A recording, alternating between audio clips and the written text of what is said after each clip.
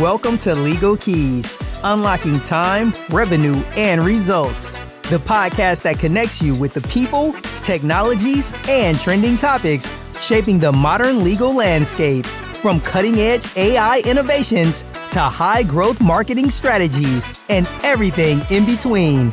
Legal Keys is your go-to resource for actionable insights. Brought to you by Faster Outcomes and hosted by Tim Sawyer, two-time Inc. 500 co-founder entrepreneur. We're here to help you navigate the tools and trends driving success in today's legal world.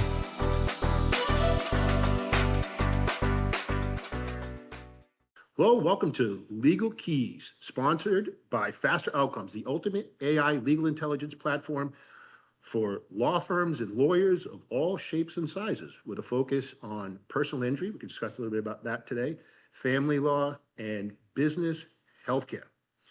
For those of you joining us for the first time, you're in for a treat. For those of you who have been with us for a while, we appreciate the support and encourage you to tune in again and again. And please like and share as always. I cannot wait to introduce our guest today. Many of you, I assure you, the legal world is a lot smaller than people think. You probably know him already.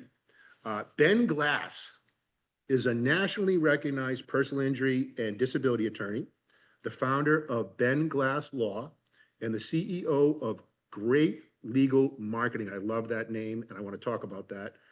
A coaching and marketing organization that has helped thousands of lawyers build more profitable and purpose-driven practices. With over 40 years of legal experience, Ben is known not only for his success in the courtroom, but also for empowering solo and small firm attorneys to grow substantially and ethically, hopefully happily too. Outside of the legal world, Ben is dedicated youth soccer referee and volunteer with Love Without Borders, reflecting his deep commitment to service, mentorship, and community impact. And let's start there. First of all, Ben, welcome, and I appreciate you taking the time today. Jim, it's great to be here. It's hot all over the country. And we had a great pre-discussion here before we went live. So I'm happy to dig into it.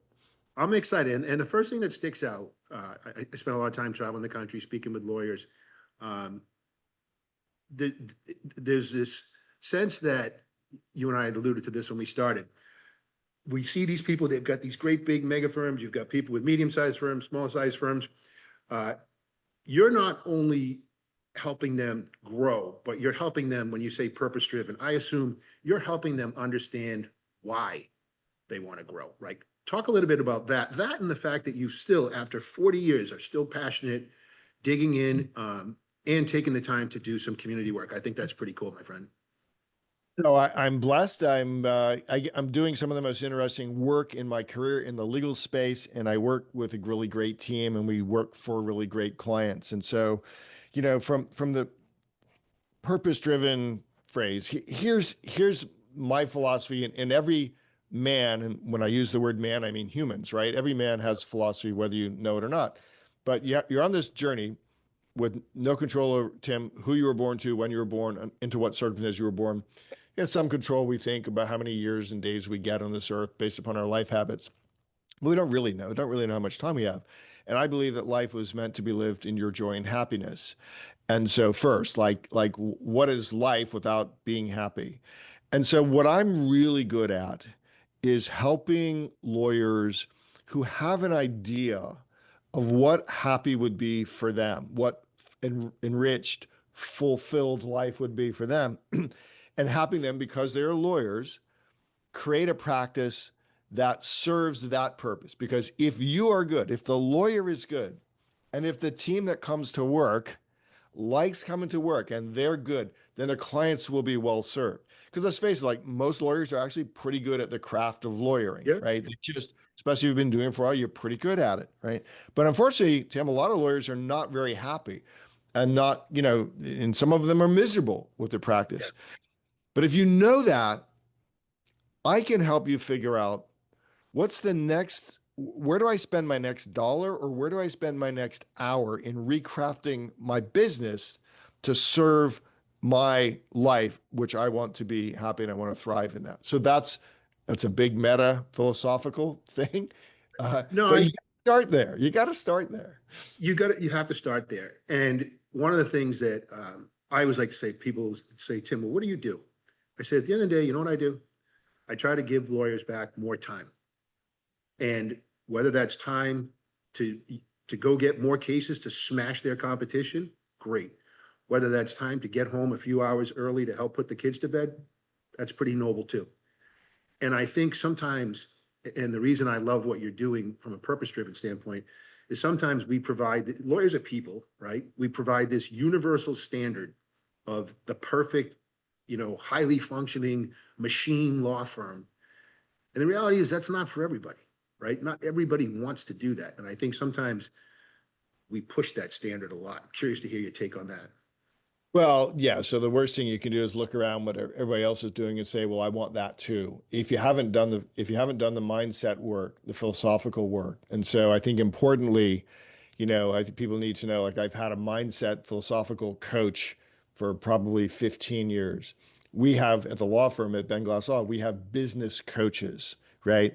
But I've had my mindset coach for longer, someone who can like bang me upside the head when I'm get into sort of bad thinking, someone who I can celebrate wins with there's things that when you're a lawyer and you're a business owner, Tim, that you just can't go out into the regular neighborhood party and brag about some of the stuff that we're able to accomplish, either individual cases or money or just building a place where people will thrive because they don't understand because most of them aren't, I mean, they're working for somebody and Yep. that's awesome and that's perfect for them, but they're not building stuff Right. like we build.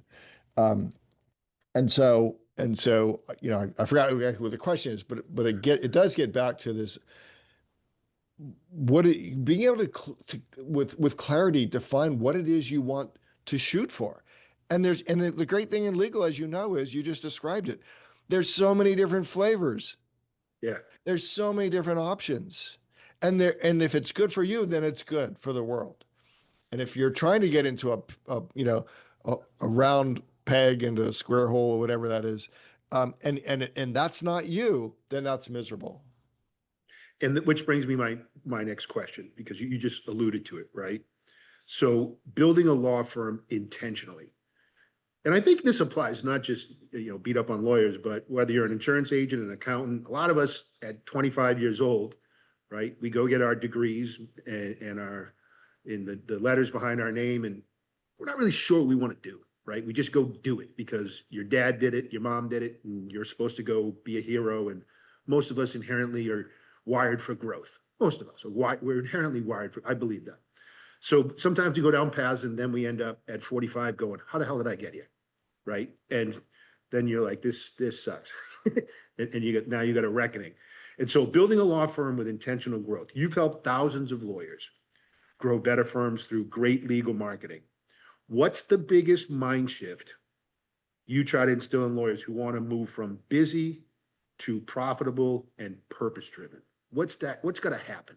Yeah. So the first thing is you look around what everybody else is doing because they've all been trained by the legal profession and by the law schools whose job it is to put out widgets, right?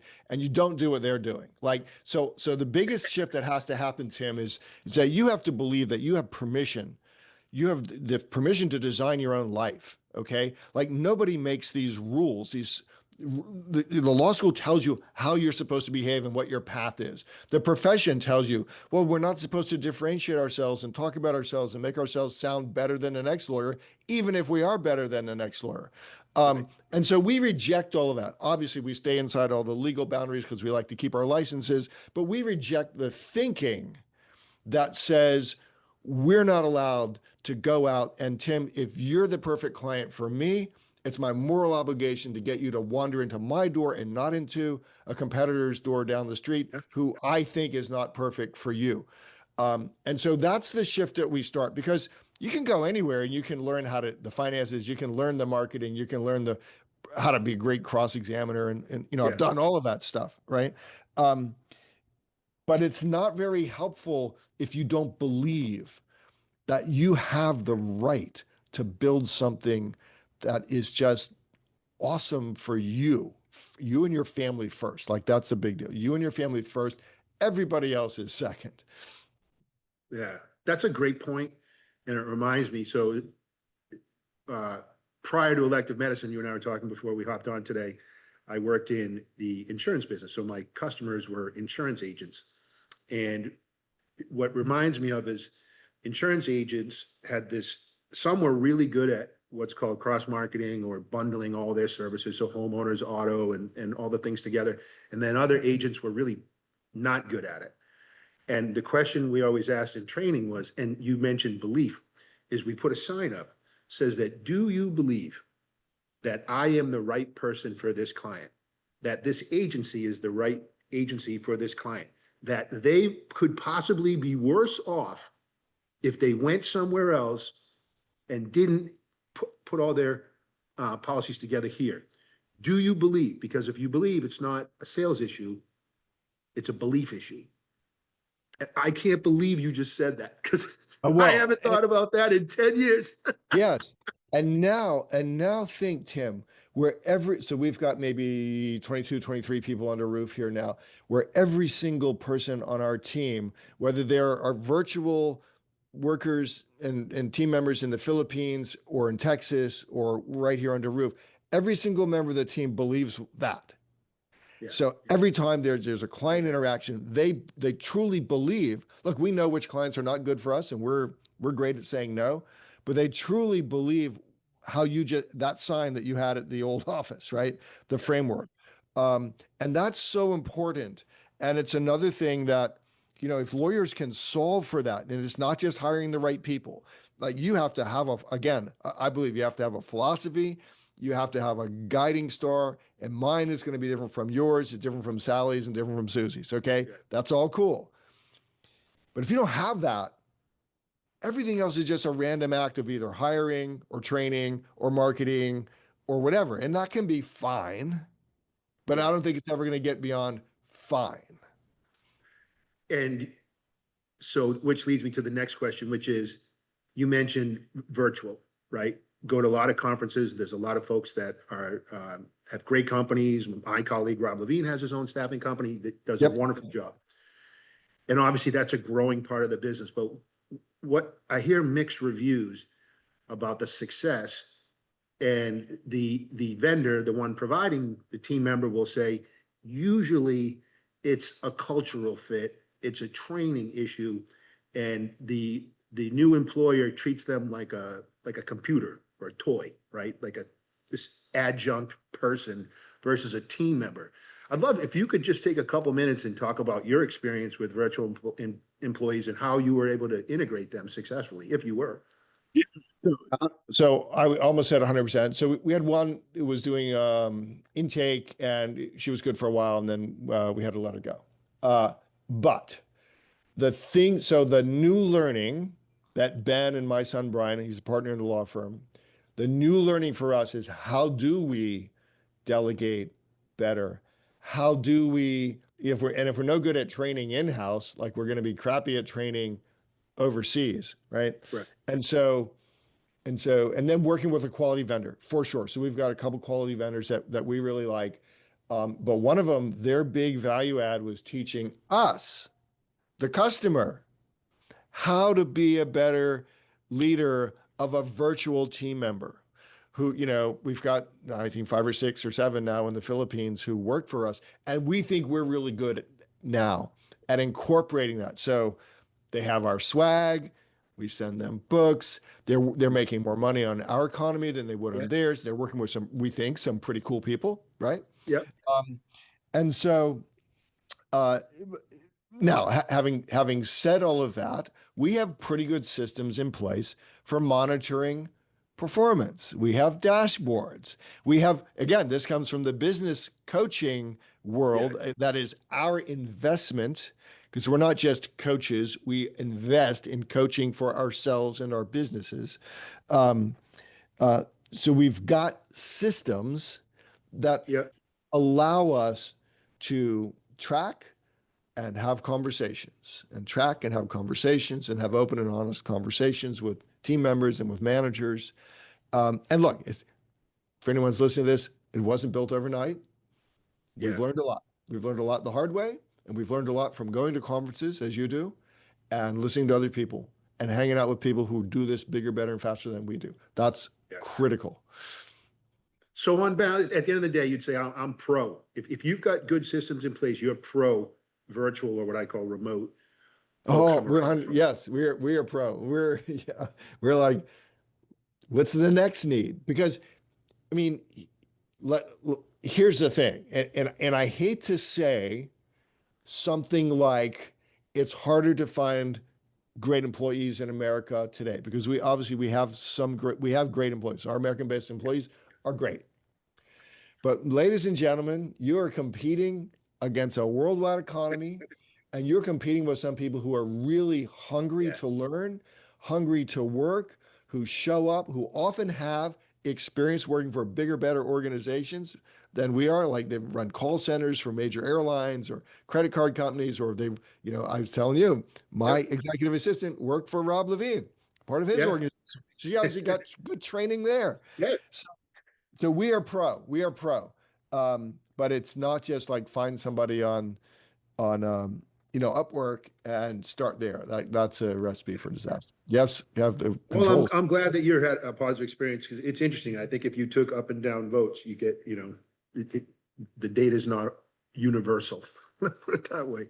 So it's a credit. That'd be the same for everything. So Tim, you can have a great marketing tool, a great AI tool, and you got lawyers who are paying attention and learning how to use that tool, and lawyers in their team, and you have people that are like, no, I paid my money, it should work.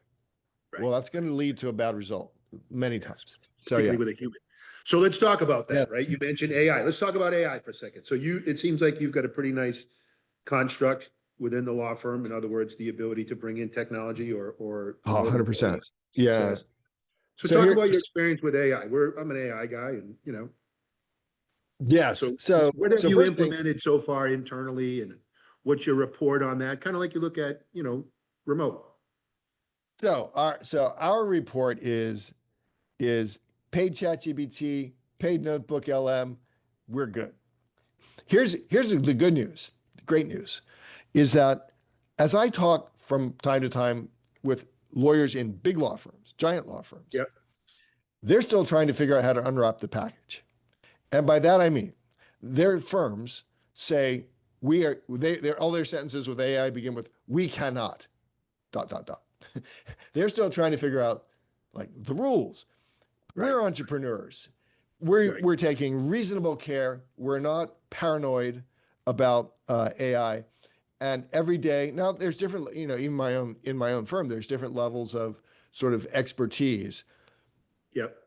My key is this. I think so. For me, what this has worked for me is you learn one or two or three products, and learn how to use that product and stay up to date with the guys and gals who are talking and creating videos and tips for those products, because otherwise you're going to go crazy because every week there's a new AI tool out there. Yeah. And so get really good at it. So, and understand what you're trying to accomplish, right? That's the big thing is, again, why? Yes.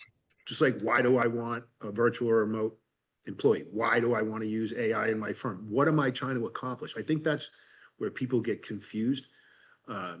So let me ask you this: when you started thinking about using AI, was it baby steps, or did you go, we're in, this is it? And what was your entry point? So look, I forget, like, how long has quote AI been around on a commercial use? Is only like 18 or 24 months. It seems like.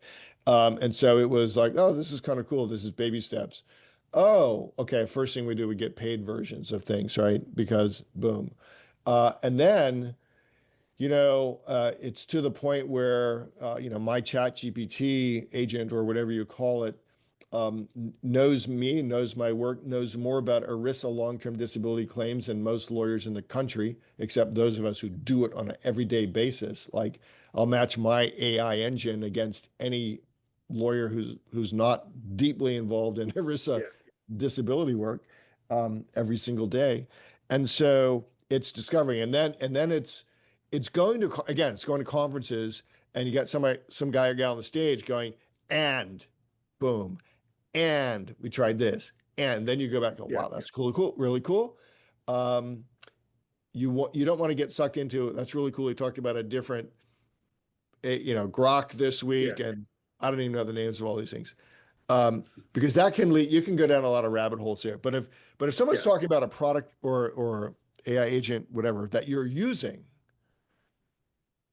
they're probably, if they're on the stage, using it more effectively and efficiently than you are. So now you listen. right. And I love, so two guys that are pretty dialed in on that. One, you may have seen Justin Lovely speak.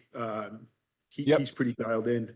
I feel like I've got unfinished business if Justin is listening, still chasing him. Love to talk to him a little bit more about faster outcomes. And Rob, it's funny because Rob Levine is one of those lawyers, like you said, who soon as he gets his arms around the idea, then it's change management and implementation, right? How do I get, Yeah. 500 people to agree that there's a universal truth? And, he was so funny because as a friend and a client and someone who works with us, he's like, hey, it's not my job to tell everybody in my firm to use faster outcomes. He's like, yes, I'm a partner. Yes, I'm a believer.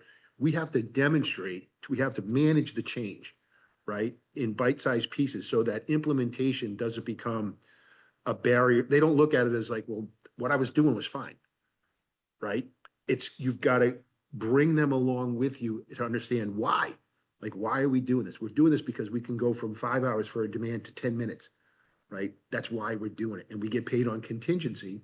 So we're not worried about billable hours, like helping them understand that piece of it, right? And I assume you must Then have gone through that. yes, but then the challenge is, okay, that's important to the owner. It's important to me, Brian, Rob. Yeah. Why is that important to Sally? Because Sally, when she finishes a demand, her reward is she gets another file to work on. And so this is the high level, and I don't know that I have all the answers to this, but this is the high level thinking that those of us who are playing in this entrepreneurial space have to think about, right? Because yes, everything you said is true, but if you got 500 people you're rolling it out to, because we can do this faster, like Yeah. what's in it for them?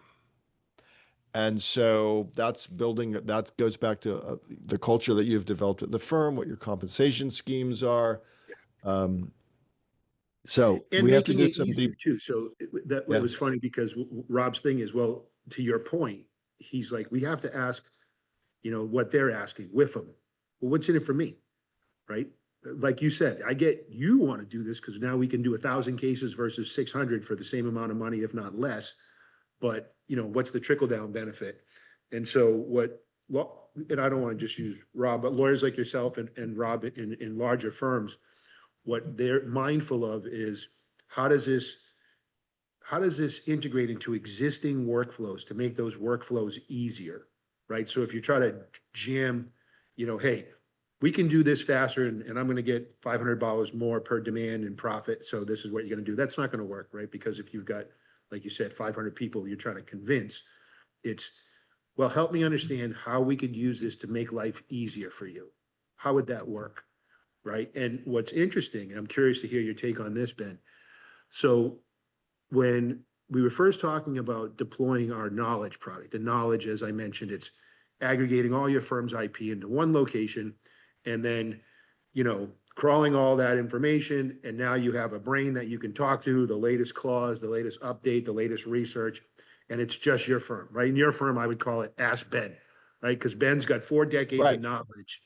And when Ben goes away, the firm's going to take a hit. I don't care what you say, right? There's a lot of um, data around what happens when a big dog leaves. It's irrefutable, right?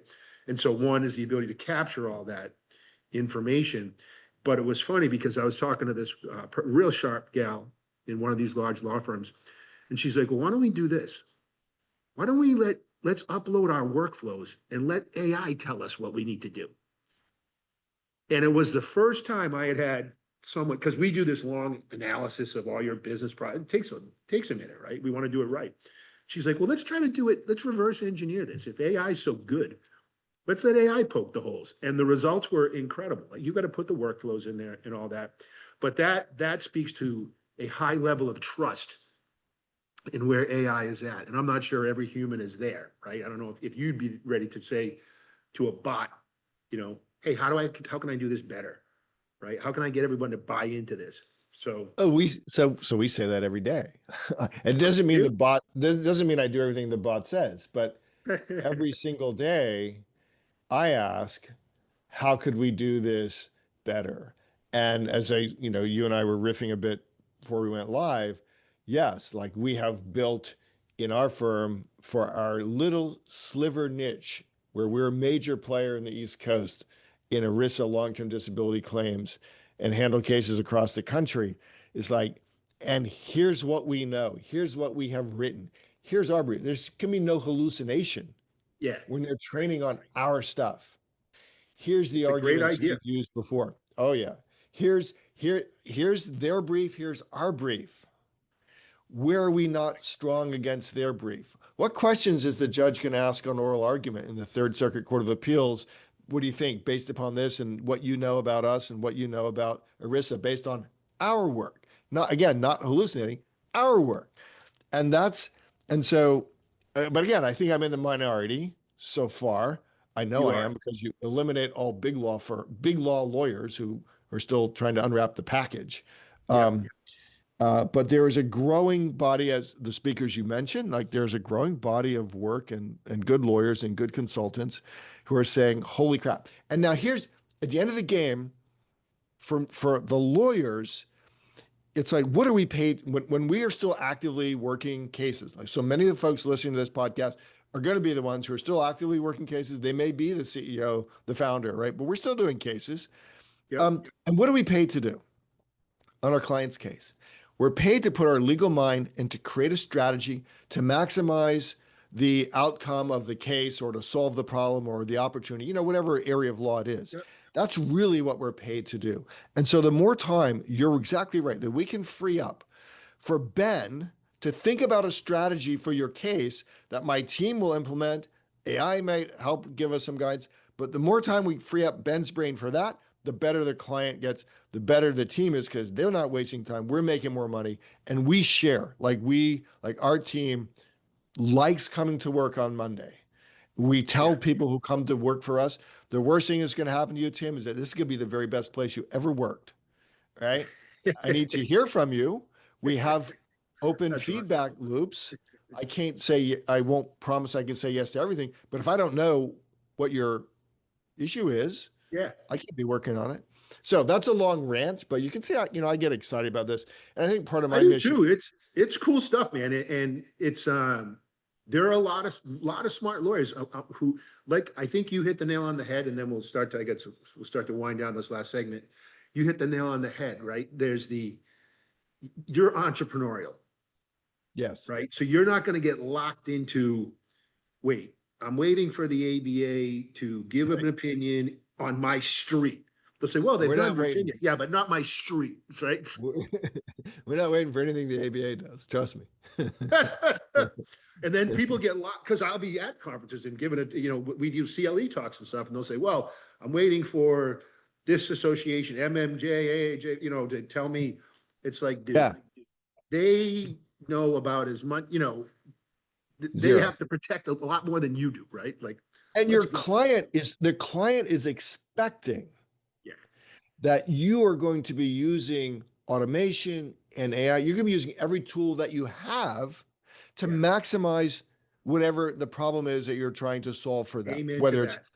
injury or you said family law and criminal You law, hit things the like nail that. right on the head. So as we wind down, first of all, what is in your business, right, in terms of marketing and the coaching business, what's the emphasis? What can we expect from you in terms of thinking over the next 6 to 12 months? And if someone's like, you know what, I love listening to this, I want to call this guy. Like, what can people expect from you over the next 6 to 12 I months? think there's two things. So me, I'm 60, I'm a little older, I'm 67, right? Yeah. I'm thinking like you've already done this thinking to a certain extent in your life where you exit a company and then you find something else. I'm thinking, I don't know, I got to have something that I'm going for. It maybe still be in just practicing in this business and maybe doing something else. So there's that. I think that but that writ large, what great legal marketing really the people that we serve, the law firms we serve that come to us and get the best out of us, guys and gals doing less than $1 million in top line revenue. Like we can help fix this, build this foundation and take you to about 5 million. And then there's other organizations that really have more experience and, you know, better systems for taking it from 5 million to 10 million to 50 to 80 or wherever you want to go. But I'm really good at helping you figure out where do you want to go? Like, what do you want to do with this, baby? Tell me what it is, what it looks like now. What are the friction points? What are the things that are holding you back now? And we go back to the beginning of this podcast, which is I'll help you figure out you have an hour to spend or $1 to spend. Like we don't sell websites, we don't sell services, but I'm going to help you figure out, is faster outcomes right? Great product. Is it right for you now? Right. Or do we focus on getting Sally to answer the phone right so we don't lose the leads that are coming in the door, right? And Correct. so we're good at that. And we have People, our people process, and technology 100%. in no particular order. Whichever one's broken the worst. Start there. Well, and it's where do you want to go? Like, where do you want to go? Now look at which one needs to be fixed first. And so we've got a big event in October 22 to 25, I think. It's the Great Legal Marketing Summit. And, you know, Jay Berkowitz will be there. When is that? It's October 22, 23, 24. If you and your listeners go to glmsummit.com, you'll find information. And the reason I'm vague on the dates is our mastermind members come in a day and a half early. And so that's actually the start date for our team. And then Dan Kennedy is coming to speak.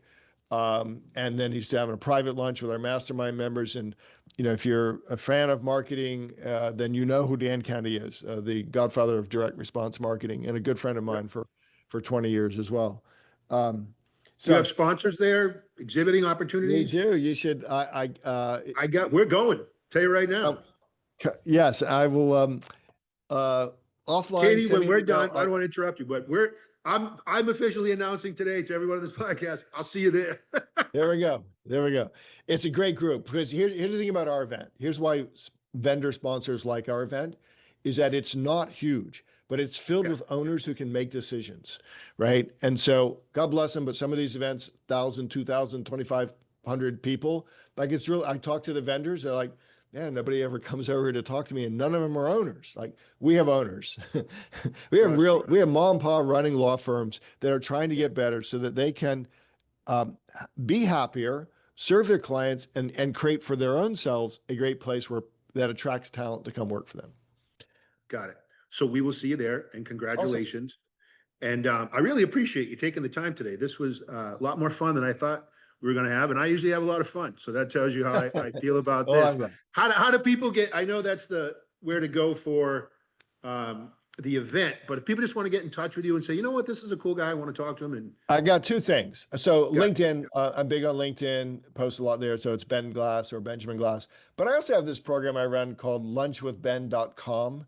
And if you go to that URL, you can see the terms and conditions, which mainly is a sandwich or a salad is going to show up at my desk, and you and I will riff for an hour or so. We'll have lunch together, but you're going to send me the lunch and lunch with Ben. And so there's a certain number of days each month that's allocated. And some people think I'm crazy for doing that. But Tim, I'll tell you, I talk to people, not just lawyers. And in fact, it's not usually lawyers. It's everything from students who are figuring out what to do the rest of their lives to doctors who've retired to moms and dads who want to talk about how to raise great kids. I'm crazy for giving that URL, but it's really fun. I talk to interesting people that I otherwise would not have met, like you. Yeah, it's and Katie. Well, it's been great. And my instincts tell me you and I are going to be. First of all, we'll see you at the show, but it's funny. The more time I spend in personal injury, the smaller the universe gets, and you start to see who the people are who are moving the needle and shaping the universe and the influence. And I'm just grateful to be around folks like yourself and folks like Rob. I'd love to meet your son someday, virtually or otherwise, and just talk about life, AI, and whatever else. So I appreciate Ben Glass, who's amazing today. Really grateful for you coming on the show. Really, as always, I appreciate our listeners. Can't wait to get this publishing out into the marketplace. Anybody interested in learning more about Faster Outcomes, you can visit us at fasteroutcomes.com. Faster Outcomes is the ultimate legal intelligence platform for law firms of all shapes and sizes. Appreciate you joining us today. Wish everybody a great week, and we'll see you again soon. Bye-bye now.